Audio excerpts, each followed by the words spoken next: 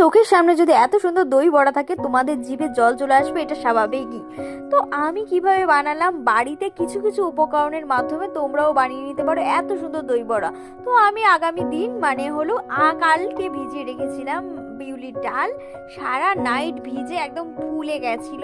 তো তারপরে আমি এটাকে মিক্সিতে ভালো করে পেস্ট করে নিয়েছি। মিক্সিতে পেস্ট করার পরে আমি একটু ফ্লেভারের জন্য এখানে অ্যাড করে দিচ্ছি জোয়ানটা দিলে কি বলো তো, একটু খেতে খুব ভালো লাগে আর মনে হয় যে আমি দোকান থেকে কিনে খাচ্ছি দই বড়া। তো দই বড়াটাকে ভালো করে 1 ঘন্টার মতন আমি ধীরে ধীরে করে ফাটিয়ে নিয়েছি। যতক্ষণ ভালো না ফাটানো হবে দই বড়া পারফেক্টলি হবে না।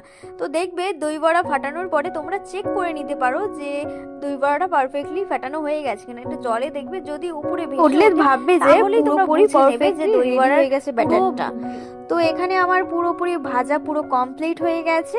আর একটা জিনিস বলতে চাই, দই বড়াটা ভালো করে ভাজার পরে উষ্ণ গরম জলে কিছুক্ষণ ভিজিয়ে নিয়ে তারপরে ভালো করে চিপড়ে নেবে, জানি ভেতর থেকে জলটা চলে যায়।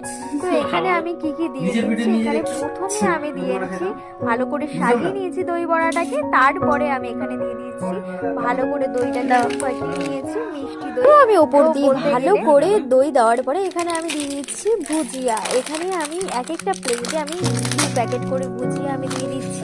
তো খুব সুন্দর লাগছে। ভুজিয়া দেওয়ার পরে আমি বাড়িতেই বানিয়ে নিয়েছিলাম তেঁতুলের চাটনি। আমি তেঁতুলের চাটনি এখানে ওপর দিয়ে এখন দিয়ে দেবো। বলতে তেঁতুলের চাটনিটা যে এতটা সুন্দর হবে আমি নিজেকেই ভাবতে পারছিলাম না। নিজে প্রথমে আগে টেস্ট করে নিয়েছিলাম। তো আমি এখানে একটুখানি ভাজা মশলা ইউজ করেছিলাম তেঁতুলের চাটনিতে আর খুব সুন্দর ফ্লেভার এসেছিল।